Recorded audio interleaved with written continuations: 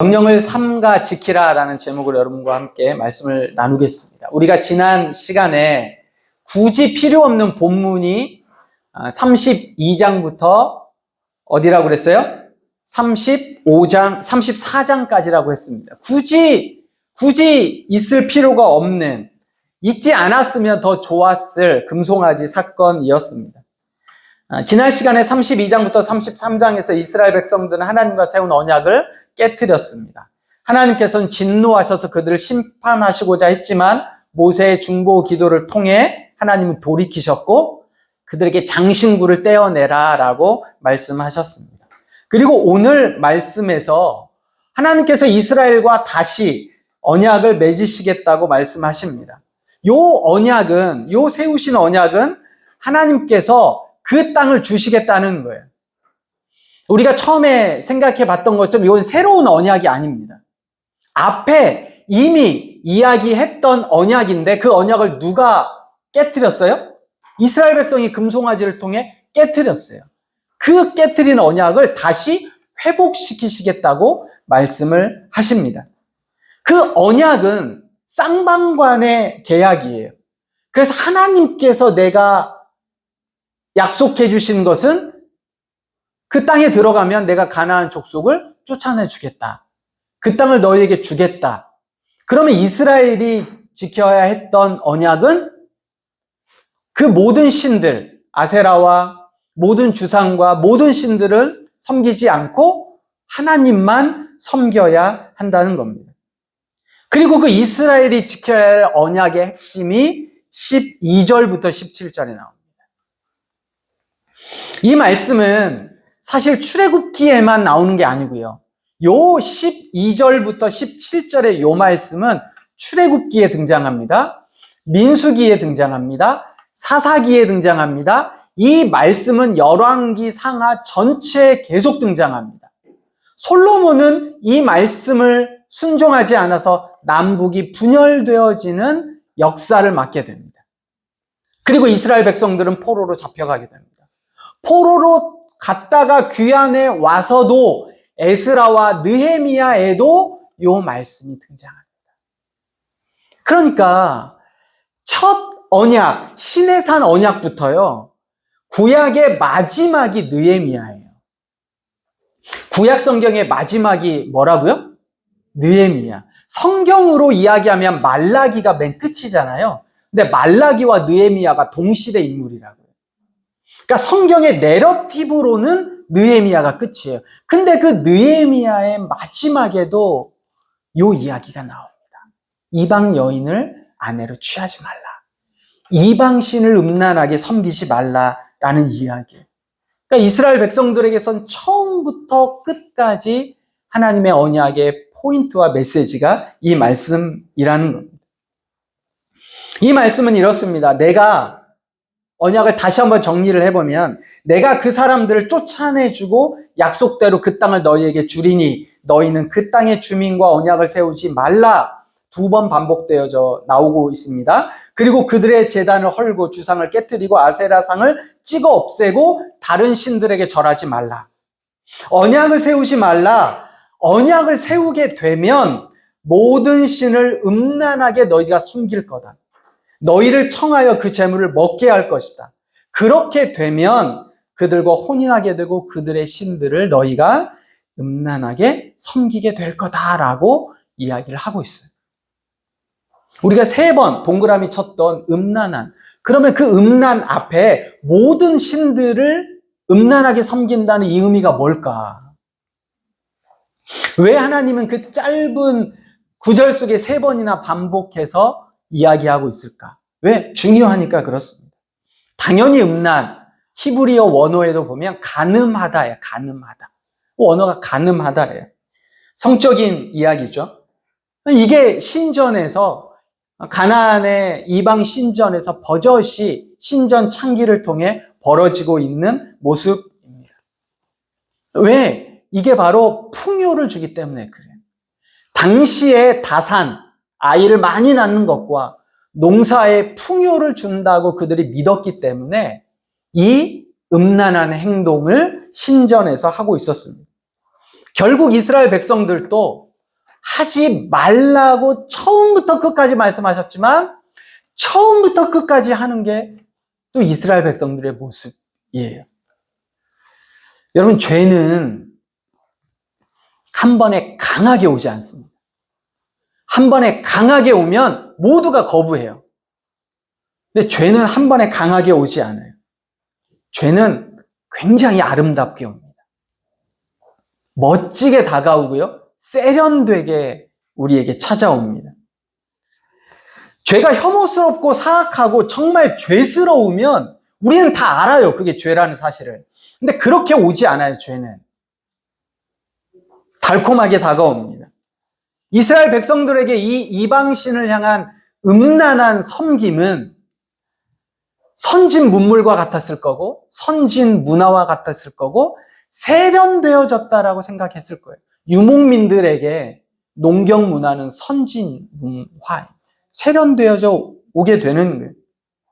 그리고 그렇다 보니 우리가 믿었던 하나님은 너무 배타적인 것 같고 너무 세련되지 않은 것 같고 이기적인 것 같고 편협하다는 생각 속에 그들은 점점점 빠져들게 됩니다. 그런데 한 번 접하게 되면 죄는 본성을 드러나게 되죠.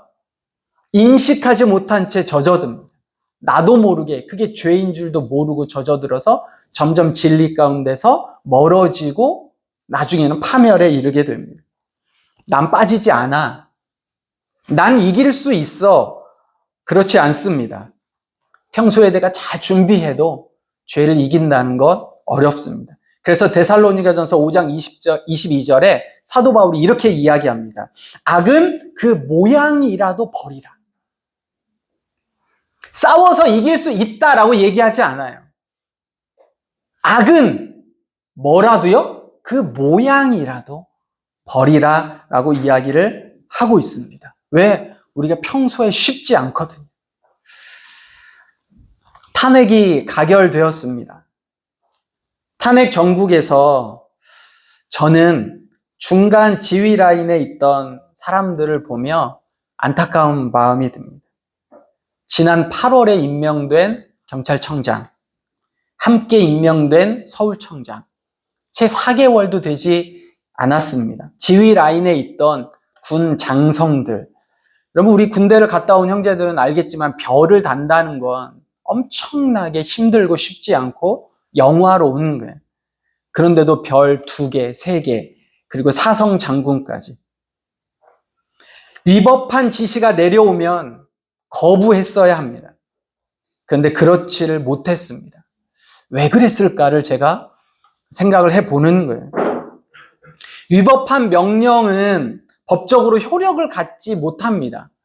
제가 보니까 헌법 제37조에 기본권의 제한은 반드시 법률에 근거해야 된다라고 나와 있어요.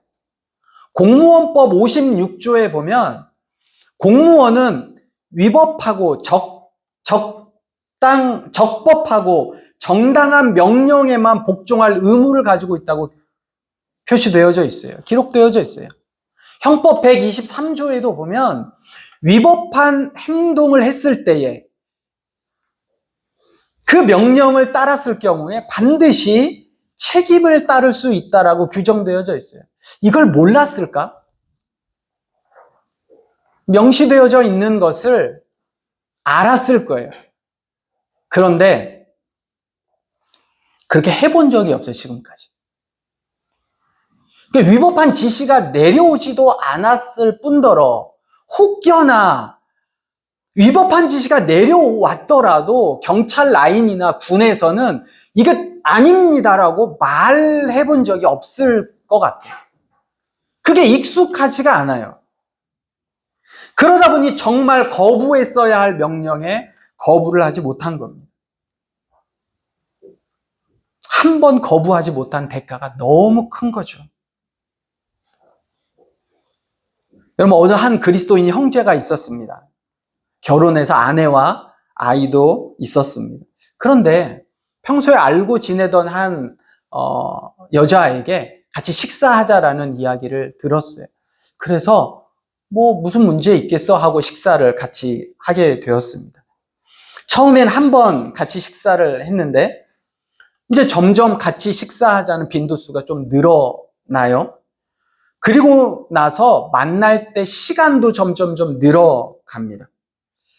그러다가 아주 가끔이지만 아내와 이미 정했던 약속도 그 여자가 닥쳐 있는 그런 어려운, 좀 급한, 중요한 일이 있다고 이야기를 들으면 아내와의 약속을 미루고 그 여자를 도와주기 시작했습니다. 그런데 최근엔 그 부탁이 자주 늘어가는 거예요. 그 부탁조차도. 자신도 이건 좀 아닌데 라는 생각이 좀 들었습니다. 주변에서도 그 두 사람의 관계를 알고 있는 지인들이 조언을 해줘요. 아닌 것 같아. 여러분, 이쯤 되면 어떻게 해야 돼요? 예? 이쯤 되면 정신 차리고 끊어야 됩니다. 이건 우리가 하나님 외에 다른 신을 섬기는 것과 다르지 않습니다. 우리 하나님만을 섬기고 하나님만을 예배하고 하나님만을 따르기로 약속했습니다. 그런데 다른 것에도 시간을 보내고 있죠. 다른 무언가에 부탁이 오고 다른 어떤 거에 관심이 좀 있기 시작하자 점점 하나님과 보내는 시간보다 그 대상과 보내는 시간이 늘어갑니다. 자주 되어져 갑니다. 한 번, 두 번. 근데 그러다 보니 이건 아닌 것 같은데, 내가 신앙생활 하는데 이건 아닌 것 같은데, 그리고 누군가가 조언을 해줍니다. 이건 아닌 것 같아. 그때 우리가 어떻게 해야 될 건가? 앞에 이 예와 우리가 하나님을 섬기는 신앙과 결코 다르지 않습니다. 죄는 한 번에 훅 들어오지 않습니다. 반드시 사전에 어떤 작업이 있고 사전에 사인이 우리에게 주어집니다. 불륜도 그렇습니다. 어느 날 갑자기 생기는 것이 아닙니다. 말씀으로 다시 돌아와 하나님께서는 가나안에 들어가면 그들과 언약을 맺지 말고 먼저 모든 신을 제거하고 부수고 없애버리고 그렇지 않으면 너희가 이렇게 될 거다라고 이미 말씀을 하셨습니다. 그런데 그럼에도 불구하고 이 일이 쉽지 않다는 걸 아셨기 때문에 하나님은 이스라엘 백성들에게 세 가지 해결책을 주십니다. 그게 바로 18절부터 이어져 내려오는 말씀입니다. 첫 번째는 18절입니다. 같이 한번 읽겠습니다. 시작. 너는 무교절을 지키되 내가 내게 명령한 대로 아비벌 그 절기에 이래 동안 무교병을 먹으라. 이는 내가 아비벌의 애굽에서 나왔음이니라. 아멘. 우리가 무교절이 어떤 절기인지 아시죠? 이 무교절은 유월절과 똑같아요. 그러니까 어디에는 유월절이라고 나오고 어디에는 무교절이라고 나옵니다. 유월절과 무교절은 똑같아요. 좀 차이가 있다고 하면 유월절은 하루, 그리고 유월절의 의미는 기쁨이에요. 기쁨. 하루의 축제 같은 때가 유월절이에요. 근데 무교절은 일주일입니다. 근데 무교절은 기쁨보다는 고난이에요. 그래서 무교병이 고난의 떡이라는 별명이 있다고 그랬어요. 그런데 오늘 말씀에 유월절을 지켜라라고 얘기하지 않고 무교절을 지키라라고 이야기를 하고 무교병을 먹으라라고 이야기를 하고 있습니다. 무교병은 이거예요. 누룩이 들어있지 않은 거죠. 오늘날로 이야기하면 딱딱한 떡, 부드럽지 않은 떡, 맛없는 떡이에요. 그걸 며칠 동안 먹어야 돼요? 일주일 동안 먹습니다. 여러분, 이방신을 음란하게 섬기는 것은 인간에게 굉장한 즐거움을 줍니다. 육체를 향한 자극은 기쁨과 쾌락이 동반되어져요. 여러분, 죄가 우리에게 다가올 때 괴롭거나 불편하면 당연히 멀리하죠. 죄는 절대 불편하거나 어렵거나 힘들지 않아요. 인스타에 재미없는 거 올린 사람 봤어요? 막 괴로워, 나 죽을 것, 이런 거 인스타에 안 올라가요. 인스타는 너무 행복한 거, 너무 즐거운 거, 요거 올라갑니다. 맛없는 음식, 요거 찍어가지고 인스타에 올리는 사람 있어요? 없어요. 너무 맛있는 거, 이거 올리는 거예요. 하나님께서 무교절을 지키라고 말씀하시는 거예요. 너희가 그 땅에 들어가면 죄가 있을 텐데, 너희가 그 땅에 들어가면 너희를 유혹하는 음란과 죄에 하나님 외에 다른 것을 섬기는 것이 더 즐겁고 더 재미있고 더 유익하게 너희의 마음과 육체를 향해 오는데, 그럴 때마다 뭐를 기억하라고? 무교절을 기억하라. 여러분, 신앙은 불편해야 됩니다. 불편한 시간, 불편한 잠자리, 불편했던 음식, 그게 바로 무교병의 상징이에요. 그게 불편하지만, 그러나 그 불편함 속에 우리는 하나님을 따르는 순종이 들어있습니다. 여기에 여러분 익숙하셔야 돼요. 예수님께서 예수님의 삶을 우리에게 말씀해 주셨을 때 예수님은 철저하게 불편함을 선택하셨어요. 예루살렘이 아니라 갈릴리에서 활동하셨어요. 예루살렘에 들어가셨던 일주일 기간도 예루살렘에서 하루도 주무시지 않았어요. 다 베다니에서 주무셨다가 다시 오셨어요. 왜? 그곳에 이방인들이, 죄인들이, 예루살렘에서 사는 중심지가 아니라 다 이방, 뭔가 어렵고 힘든 사람들이 다 갔던 그곳이 베다니예요. 그곳에서 예수님은 주무셨다는 거예요. 인간의 영광과 인기와 힘을 바라시지 않으셨습니다. 왜? 그게 우상이 되기 때문에 그렇습니다. 여러분, 신앙생활은 좀 불편해야 됩니다. 그것이 맞습니다. 썩 즐겁지 않을 수도 있습니다. 근데 그 방향이 맞습니다. 왜? 우리의 본성과는 다른 방향이기 때문에 그래요. 우리의 본성은 즐거운 대로, 재밌는 대로, 나를 위하는 대로 가게 되어 있어요. 근데 성경이 말하는 신앙의 본성은 그 방향이 아니라 다른 방향을 우리에게 이야기해 줍니다. 이것이 첫 번째 무교절을 너희가 그곳에 가서 기억해야 되는 이유입니다. 두 번째는 19절에서 20절 그리고 26절입니다. 같이 한번 읽겠습니다. 19절에서 20절을 읽고 26절도 같이 이어서 읽겠습니다. 시작. 모든 첫 태생은 다 내 것이며 내 가축의 모든 처음 난 수컷인 소, 양 그러하며 나귀의 첫 새끼는 어린 양으로 대속할 것이요 그렇지 그 목을 꺾을 것이며 내 아들 중 장자는 다 대속할지며 빈손으로 내 얼굴을 보지 말지니라. 내 토지 소산에 처음 익은 것을 가져다가 내 하나님 여호와의 전에 드릴지며 너는 염소 새끼를 그 어미의 젖으로 삼지 말지니라. 아멘. 말씀해 보면 처음 것, 여러분 처음 거는 가장 귀중한 거예요. 가장 소중한 거예요.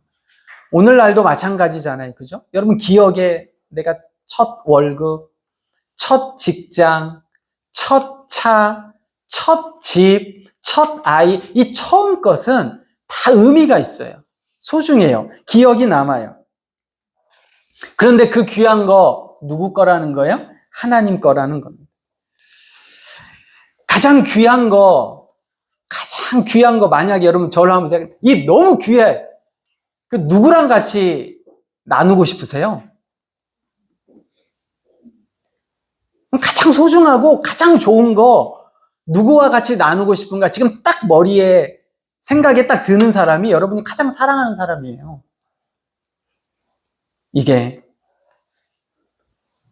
최근에 우리 현진이도 그렇고 우리 이제 예영이도 그렇고 첫 조카.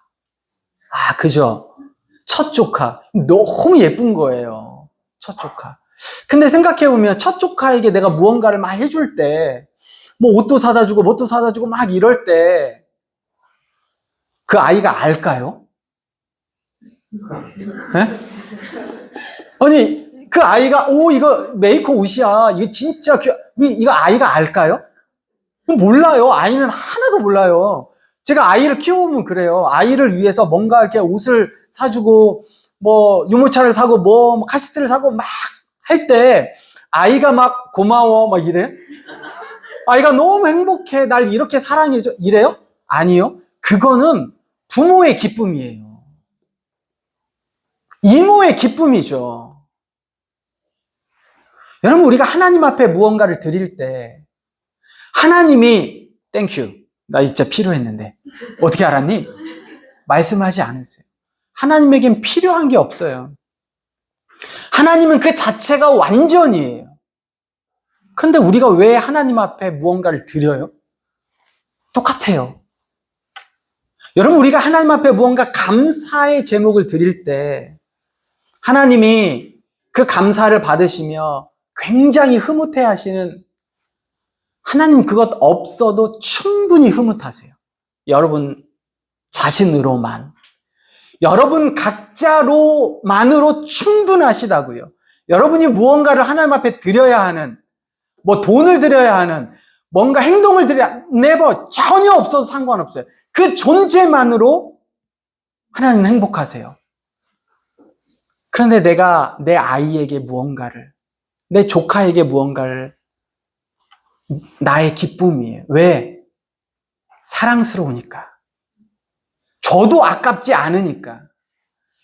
여러분, 이 마음이 하나님 앞에 드리는 마음이에요. 하나님이 우리에게 요구하시는 마음이에요. 처음 거, 다 내 거야. 내가 필요하니까. 아니요. 가장 귀한 걸 하나님 앞에 드릴 수 있는 그 마음을 하나님이 원하시는 거예요. 여러분, 우리가 어느 집에 첫 방문할 때 빈손으로 가는 경우, 물론 그럴 수 있습니다. 혹시 여러분 그런 적이 있으시다면 그럴 수도 있죠. 근데 첫 방문에 나를 초대해 줬을 때 우리는 웬만하면 무언가를 들고 갑니다. 왜요? 고마워서.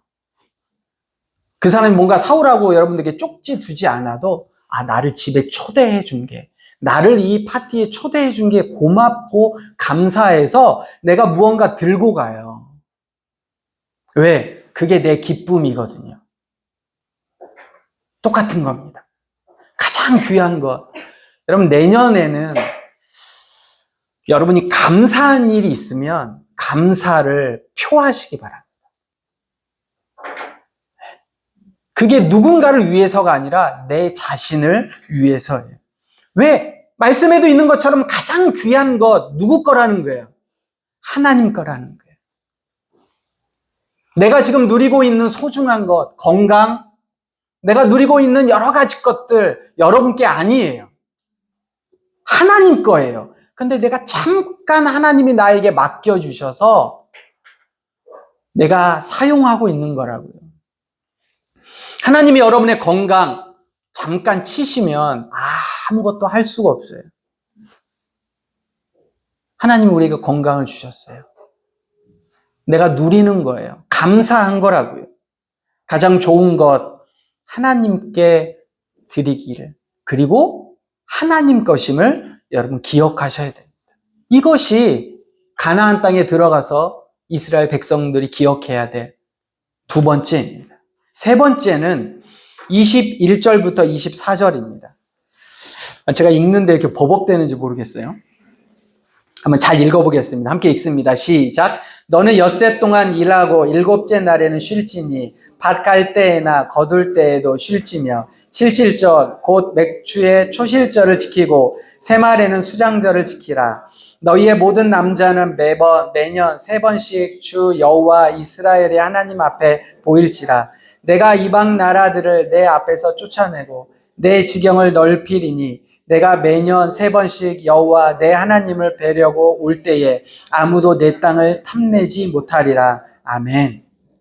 안식일과 절기를 지키라고 말씀하십니다. 여러분, 안식일은요, 우리가 느끼기에는 쉰다는 개념이 훨씬 많아요. 자, 그런데 안식일이 처음 어떻게 시작되어졌는지를 우리가 알 필요가 있어요.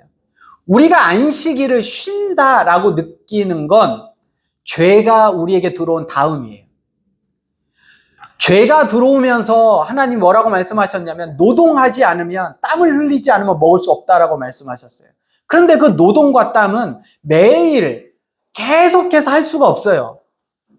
그렇기 때문에 인간에게 하루를 쉬게 해주셨어요. 그게 안식일이에요. 그래서 성경에 일주일 6일은 일을 하고 마지막은 쉬어라 라는 건 죄가 들어오기 다음에 우리에게 주신 우리를 향한 배려예요. 그런데 여기부터 시작되어졌냐? 아니요. 그 앞에 하나님께서 천지를 6일 동안 창조하신 다음에 마지막을 쉬셨어요. 이 마지막 쉬실 땐 에너지가 더 떨어져서 쉬셨을까요? 너 하나님이 6일 동안 세상을 만드는데 세상에 너무 힘들어. 오늘 하루는 쉬고. 자, 그러면 6일 동안 세상을 만드시고 일주일 7째 날 쉬셨어요. 8째 날은 하나님 어떻게 하셨을까요? 출근하셔야죠.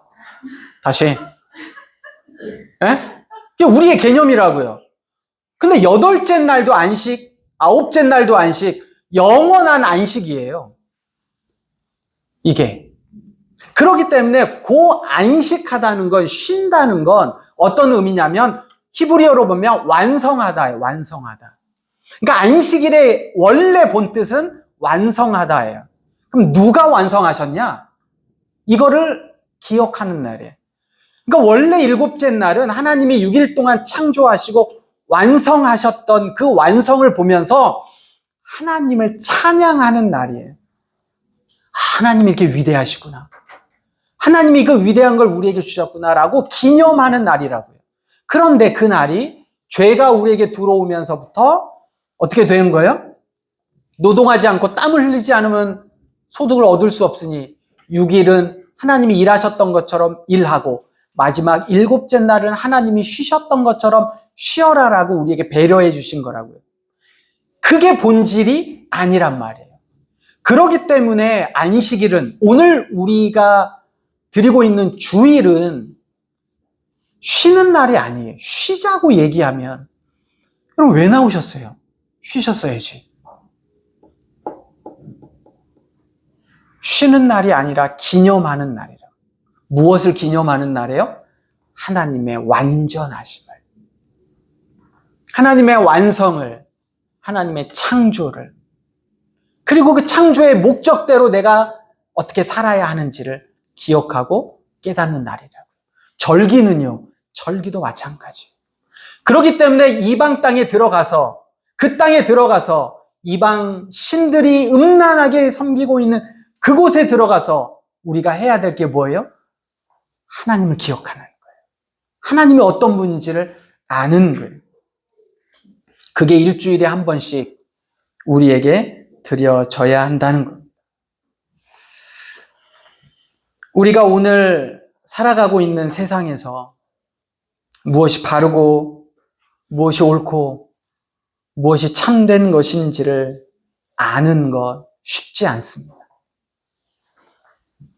평소에 그 사실을 우리가 깨닫지 못하면 죄가 무언지를, 죄가 왔을 때 거부하거나 이건 아니야라고 평소에 내가 하지 못하면 거부해야 될 때 거부를 못하는 일이 생겨버려요. 그 한 번의 실수가 평생에 너무 큰 과오로 남게 됨을 우리가 오늘 생각해 봅니다. 여러분, 하나님이 명령한 것을 삼가 지키시기 바랍니다. 평소에 작은 거라도 순종하며 나아가시기를 바랍니다. 그리고 우리가 살아가는, 우리가 내일부터, 월요일부터 다시 시작되는 세상은 결코 만만치 않아요. 이방신이 다스리고 있는, 그리고 어쩌면 그 사람들을 음란하게 섬기고 있는 그 모습 속에 우리가 또 놓여지게 됩니다. 그럴 때 우리가 기억해야 될 3가지. 신앙은 좀 불편하구나. 너무, 물론 오해 없으시기 바랍니다. 그러면 재미없게 살아야 되냐? 아니요. 재미있게 사십시오. 행복하게 사십시오. 즐겁게 사십시오. 그런데 그 와중에서도 불편한 것이 무엇인지, 내 본성이 따라가는 삶이 아니라 본성을 거스려 갈 수 있는 삶, 무교절을 기념하고 지키는 여러분이 되기를 소망합니다. 내가 가지고 싶고, 내가 누리고 싶고, 내가 가장 중요하게 생각하는 것, 하나님과 나눌 수 있는, 하나님께 드릴 수 있는 삶이 되기를 바랍니다. 정해진 시간, 정해진 절기, 그날에 우리가 무엇을 할 건가? 특별히 하나님을 예배하고 하나님을 찬양하는 여러분이 되기를 소망합니다. 말씀을 마무리합니다. 이제 스포츠는 야구도 끝났고 축구도 끝났습니다. 겨울철은 실내 스포츠입니다. 실내 스포츠의 대표적인 것은 농구와 배구입니다. 근데 농구와 배구는요, 야구와 축구와 다르게 중간중간에 감독이 작전 타임을 쓸 수가 있어요. 근데 언제 작전 타임을 하냐? 흐름이 안 좋아질 때 그 흐름을 끊는 게 작전 타임이에요.